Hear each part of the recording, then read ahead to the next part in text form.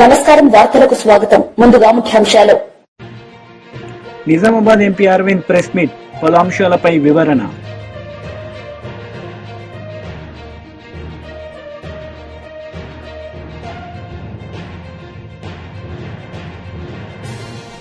TDP MLC Panchumarthi Anuradha press meet, పలు అంశాలపై వివరణ. రాష్ట్రంలో కేసీఆర్ ఆనవాళ్లు లేకుండా చేసేందుకు సీఎం రేవంత్ రెడ్డి విశ్వ ప్రయత్నాలు చేస్తున్నారని మాజీ మంత్రి జగదీష్ రెడ్డి మండిపడ్డారు. కాంగ్రెస్ ప్రభుత్వం తెలంగాణ చరిత్ర లేకుండా చేసేందుకు ప్రయత్నం చేస్తుందని ఆరోపించారు. ఒకప్పుడు తెలంగాణకు విదేశాల్లో సైతం గౌరవం ఉండేదని ఇప్పుడు అసహించుకునేలా చేశారని మండిపడ్డారు. అనేక మంది ఉద్యమకారులు, అనేక విప్లవాలలో పనిచేసిన వాళ్ళు, విద్యార్థి ఉద్యమాల్లో పనిచేసిన వాళ్ళు మేము అనుకున్న సుదూర లక్ష్యాలు చేరుకున్నా సరే కనీసం ఈ తెలంగాణ తల్లి కొరకన్నా పనిచేయాలి, అన్ని వనరులు అన్నీ ఆగమైపోతున్న ఈ తెలంగాణ నేల తల్లిని విముక్తి చెయ్యాలి అని చెప్పి సాటుగా దొంగతనంగా మాట్లాడుకుంటూ చర్చించుకుంటూ ఆ పాటల్ని, ఆ సంస్కృతిని కొనసాగించే ప్రయత్నం చేస్తూ కనీసం బతుకమ్మ రూపంలోనైనా తెలంగాణను నిలబెట్టుకుందాం, తెలంగాణ తల్లిని విముక్తి చేసుకోవడానికి ప్రయత్నం చేద్దామని చెప్పి అనేక ప్రయాసాలు పడి కొనసాగించారు. ఆ సమయంలో కేసీఆర్ గారు వచ్చారు వేగుచుక్కలాగా. తెలంగాణ బాధులందరికీ, తెలంగాణ ఉద్యమకారులందరికీ, తెలంగాణ చరిత్రకారులందరికీ, తెలంగాణ ప్రేమికులందరికీ కూడా ఒక ఆసరాగా నిలబడి ఒక ధైర్యం ఇచ్చి తను ఇరుసుగా ఉండి తెలంగాణ ఉద్యమాన్ని నడుపుతూ వచ్చాను. ఆ ఉద్యమ క్రమంలోనే ఆ ఉద్యమమే సృష్టించుకున్న తల్లి తెలంగాణ తల్లి. తెలంగాణ తల్లి భావన వందల వేల సంవత్సరాల నుంచి ఉన్నప్పటికీ కూడా ఒక భౌతిక రూపాన్ని ఇచ్చుకున్న సందర్భం తెలంగాణ ఒక అద్భుతమైన ఉద్యమం ఇక లక్ష్యాన్ని చేరుకుంటామన్న సందర్భంలో అన్ని రకాల సంస్కృతిక దాడిని తిప్పికొడుతూ కృష్ణా గోదావరి నదులు మనమే కావు అని చెప్పి అనే పద్ధతుల్లో ఆ జరిపే ఉత్సవాలను కూడా అక్కడెక్కడో రాజమండ్రిలో, బెజవాడలో చేస్తూ మొత్తం తెలంగాణ గోదావరి తల్లి కావచ్చు, కృష్ణమ్మ కావచ్చు, తెలంగాణ దాటిపోయిన తర్వాత ఆ పుష్కరాలు చేస్తూ అవి కూడా మీకు సంబంధం లేదు, మీకు కావి అన్న సందర్భంలో ఉద్యమ పార్టీగానే కేసీఆర్ గారు మళ్ళీ వాటి తెలంగాణలోనే నిర్వహించి అద్భుతంగా అన్ని వర్గాల ప్రజల్ని మమేకం చేసి ఇవి మావి, గోదావరి కృష్ణమ్మలు మా నుంచే కిందికి పోతున్నాయనే విషయాన్ని, ఈ పుష్కరాల వారసత్వం మాది అనే విషయాన్ని మళ్ళొక్కసారి తెలంగాణ సమాజానికి, అదేవిధంగా ప్రపంచానికి గుర్తు చేసి ఒక్కొక్క తెలంగాణ వారసత్వ సంపదని నిలబెట్టుకుంటూ వస్తున్న క్రమంలో ఆ ఉద్యమ పథం నుంచి పుట్టింది తెలంగాణ తల్లి స్వరూపం. ఒక అద్భుతమైన పద్ధతుల్లో ఉండాలని, తల్లి ఎప్పుడు మనం కీర్తించే పద్ధతిలో ఉండాలి, కనిపిస్తే దండం పెట్టే పద్ధతిలో ఉండాలి, వేరే ఆలోచనలు రాకుండా ఉండాలని చెప్పే ఎక్కడనైనా తప్పకుండా దేవతామూర్తుల్ని మామూలు మనుషుల కంటే భిన్నంగా చూపిస్తారు. అందుకే ఏ దేవతా మూర్తి అయినా, ఏ దేవతా స్వరూపమైనా మామూలు మానవ మాతృలాగా ఉంటే అది సరైనది కాదు. తప్పకుండా, ఎందుకంటే మనకు జన్మనిచ్చేది కన్న తల్లి అయినా ఈ నేల తల్లి ప్రధానం. ఈ నేల తల్లి ఇచ్చిన అవకాశాలతోనే మన తల్లి కూడా పుట్టింది, ఈ తెలంగాణ తల్లి. మాజీ మంత్రి కాకాని గోవర్ధన్ మీడియా సమావేశం నిర్వహించారు. ఈ సందర్భంగా ఆయన మాట్లాడారు.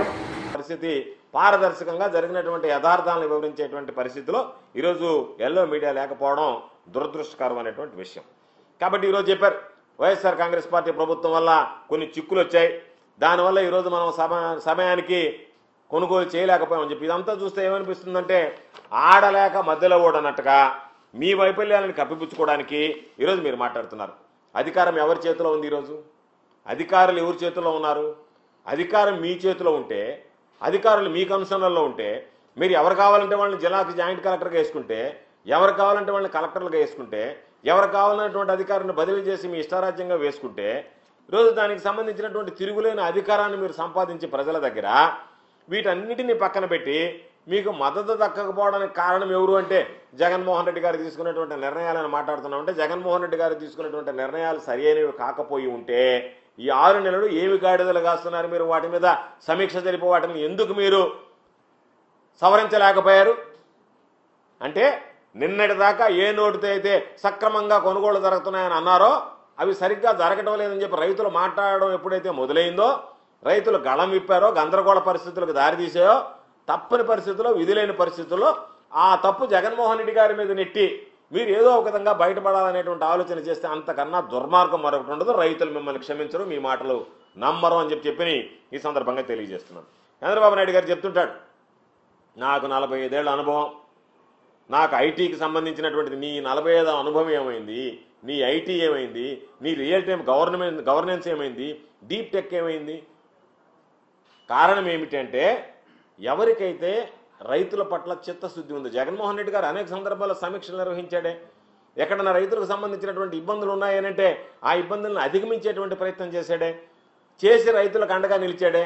కారణం జగన్మోహన్ రెడ్డి గారు పనిమంతుడు.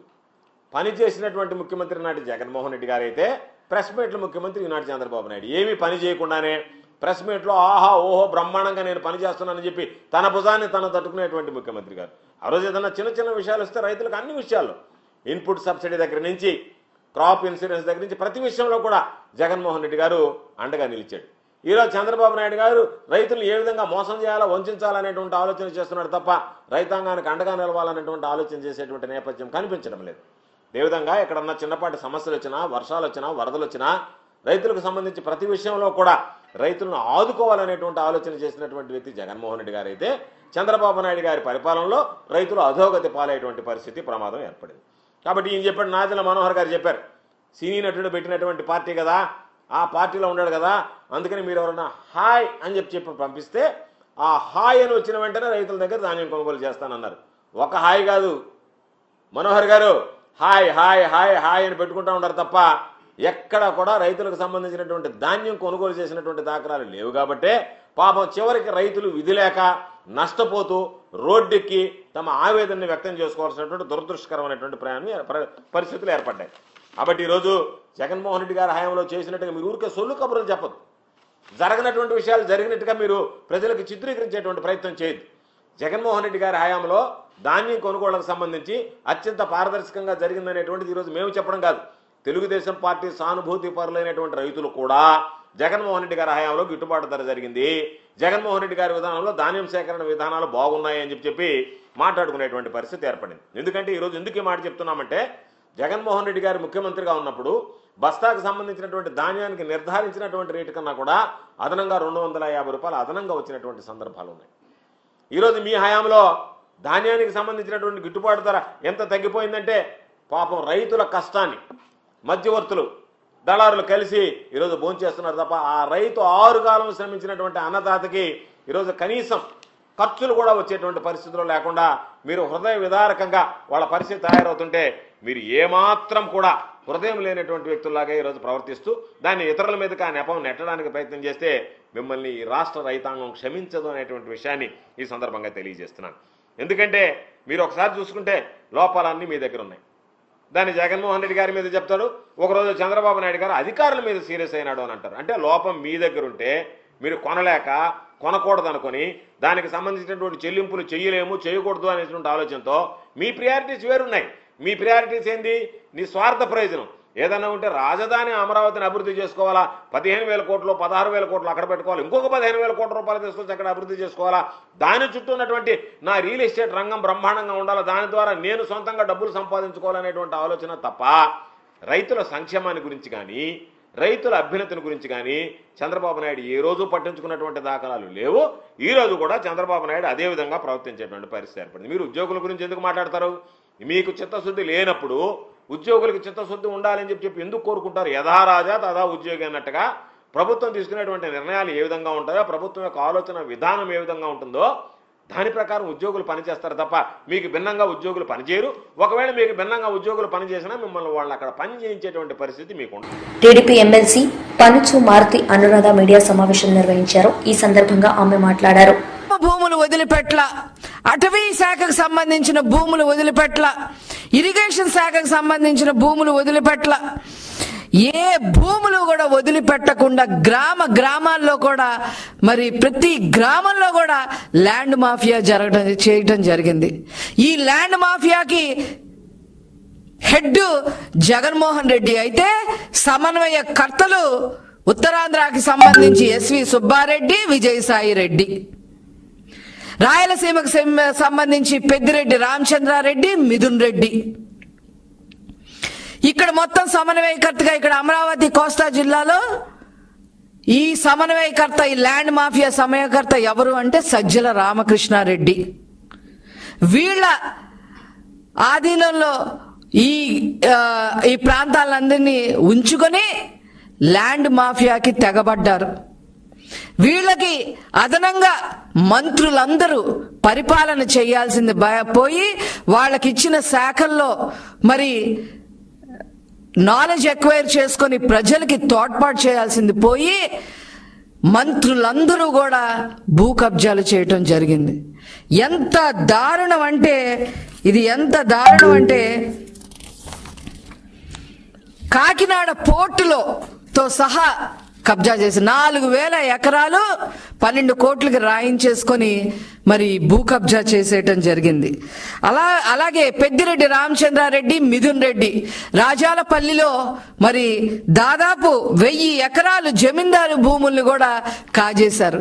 ఈ ఫైల్స్ అన్ని ఎక్కడ కనపడతాయా అని చెప్పి, ఎక్కడ కనపడితే ఏం చేస్తారో ఈ ప్రభుత్వం అని చెప్పి మదనపల్లిలో ఫైళ్లు కూడా తగలపెట్టేసిన సంగతులు మనం చూసాం. అట్లాగే పిన్నెల్లి బ్రదర్స్ 1000 కోట్ల పైన మరి భూ కబ్జాలు చేయటం జరిగింది. దానికి ఇంతవరకు వాళ్ళు వచ్చి సమాధానం చెప్పిన పరిస్థితి కూడా లేదు. అదేవిధంగా అనంతపురంలో కేతిరెడ్డి బ్రదర్స్, తోపదుర్తి ప్రకాష్ రెడ్డి బ్రదర్స్ 1000 ఎకరాలు కబ్జా చేసేయటం జరిగింది. ఆనాడు 2014-19లో 2014 నుంచి 2019 వరకు పరిపాలన చేసిన నారా చంద్రబాబు నాయుడు గారు సోలార్ ప్లాంట్ల కోసం ఎకరాలు కేటాయిస్తే ఆ ఎకరాలు కూడా 100 ఎకరాలు కూడా కబ్జా చేసేసి రియల్ ఎస్టేట్ వ్యాపారం చేసిన హీన చరిత్ర ఈ కేతిరెడ్డి బ్రదర్స్ది. అదేవిధంగా మంత్రులైతే ఇంకా చెప్పక్కర్లా. మంత్రి సబిత దగ్గర నుంచి, రోజా దగ్గర నుంచి ఆడవాళ్లు కూడా అందరూ మంత్రులు కూడా ఎకరాలు కబ్జా చేశారు. వీళ్ళు ఏం సమాధానం చెప్తారు అని చెప్పి ఈ సందర్భంగా నేను అడగదలుచుకుందా. ఇకపోతే ఇవన్నీ ఒకటైతే ఆన్లైన్లో రికార్డులు మాయం చేసేయటం, యజమానుల్ని బెదిరించి రాయించేసుకోవడం, ఏదైనా వివాదంలో ఉన్న భూములుంటే మధ్యవర్తులుగా వ్యవహరించి లాక్కోవడం, ఇలాగా ఈ రకంగా ఎక్కడ హద్దు అదుపు లేకోకుండా మొత్తం ల్యాండ్ మాఫియా గ్రామానికి పాకించేసిన హీన చరిత్ర ఈ వైసీపీది. వీళ్ళు ఈరోజు మేము ఆ రోజు ధర్నా చేస్తాం, ఈ రోజు ఈ విషయం మీద ధర్నా చేస్తాం అని చెప్పి ప్రణాళికలు వేసుకోవటానికి మీకు అసలు అర్హత ఉందా అని చెప్పి ఈ సందర్భంగా నేను అడుగుతా ఉన్నా. డాన్సర్ అసోసియేషన్ నుంచి శాశ్వతంగా తొలగించాలన్న వార్తల్లో నిజం లేదని ప్రముఖ కొరియోగ్రాఫర్ జానీ మాస్టర్ స్పష్టం చేశారు. పదవీ కాలం ముగియకుండానే సొంత నిర్ణయాలు తీసుకుని అసోసియేషన్ ఎన్నికలు నిర్వహించడంపై న్యాయపరంగా పోరాడుతున్నట్లు జానీ మాస్టర్ తెలిపారు. అందరికి నమస్కారం, నేను మీ జానీ మాస్టర్. పొద్దునుంచి ఒక ఫేక్ న్యూస్ నడుస్తుంది, నన్ను డాన్సర్స్ యూనియన్ నుంచి శాశ్వతంగా తొలగించారని చెప్పి. అదంతా ఫేక్, నమ్మద్దు. నన్ను ఏ యూనియన్ నుంచి తీసేయలేదు, నా కార్డు ఎవరు తీసేయలేదు. నేను డాన్సర్స్ యూనియన్లో మెంబరు. అండ్ అలాగే ఏదైతే ఈ ఎలక్షన్స్ నిన్న జరిగినాయో ఈ లీగల్గా నేను ఫైట్ చేస్తున్నాను. ఆ వివరాలు తొందరలో చెప్తాను. అండ్ మీ అందరికీ నేను ఇంకొకసారి చాలా థ్యాంక్స్ చెప్పుకుంటున్నాను. నన్ను చాలా ఆదరించారు మీడియా మిత్రులు కానీ, పత్రికా మిత్రులు కానీ.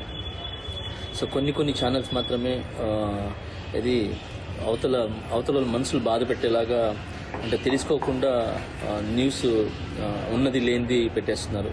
కరెక్ట్గా న్యూస్ తెలుసుకుని పెట్టండి, ఎందుకంటే దానివల్ల అవతల మనసులు బాధపడతాయి. ఇప్పుడు శాశ్వతంగా తీసేశారు, ఇదంతా తప్పుడు ప్రచారం. శాశ్వతంగా నన్ను ఎవరు తీశారు? ఎవరు తీయలేదు. నన్నే కాదు ఎవరిని కూడా శాశ్వతంగా తీయలేరు. ఎందుకనంటే పనిని, టాలెంట్ని ఆపే హక్కు ఎవరికి లేదు. ఎవరు ఎక్కడైనా పని చేసుకోవచ్చు. సో దయచేసి అందరికీ ఇంకొకసారి నమస్కరిస్తూ, నేను మీ జానీ మాస్టర్. తొందరలో మంచి సాంగ్తో వస్తాను. నా రిహార్సల్స్ నడుస్తున్నాయి. సినీ నటుడు మోహన్ బాబు కుటుంబంలో విషాదం దృష్ట్యా హైదరాబాద్ జల్పల్లిలోని మోహన్ బాబు ఇంట్లో చర్చలు జరుగుతున్నాయి. సన్నిహితుల సమక్షంలో మోహన్ బాబు, విష్ణు, మనోజ్ మధ్య చర్చలు జరుపుతున్నారు. ఈ నేపథ్యంలో ఆస్తి కోసమో డబ్బు కోసమో పోరాటం చేయట్లేదన్న మంచు మనోజ్ తాను చేసేది ఆత్మగౌరవ పోరాటమని మీడియాకు వెల్లడించారు.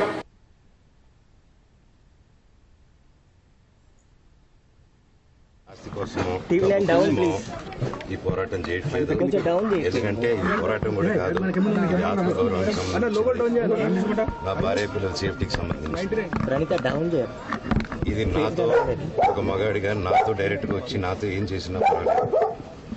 నా భార్య పేరు ఇంక్లూడ్ చేయడం, నన్ను తొక్కేదానికి, నా 7 నెలల పాపని ఇంక్లూడ్ చేయడం, నా బిడ్డలు ఇంట్లో ఉండగానే అలా బిహేవ్ చేయడం కరెక్ట్.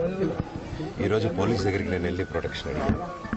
నేను మొన్న వచ్చి అడిగినప్పుడు మీకు అన్ని ఎవిడెన్స్లు ఇస్తాను, ఎస్ఐ గారు ఇక్కడి నుంచి వచ్చి నేను ఇస్తాను సార్ ప్రొటెక్షన్ చూపించాను. బౌన్సర్లు అందరూ అక్కడ దాక్కున్నారని చూపించాను.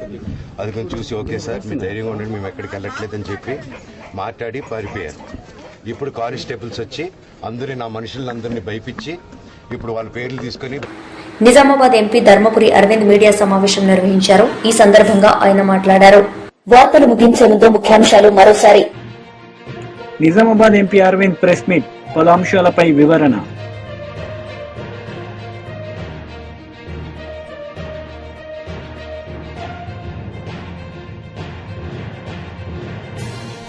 TDP MLC Panchumarthi Anuradha press meet, పలు అంశాలపై వివరణ. ఈ వార్తలు ఇంతటితో సమాప్తం. తిరిగి ప్రసారమయ్యే వార్తల్లో మళ్ళీ కలుద్దాం. అంతవరకు సెలవు. నమస్తే.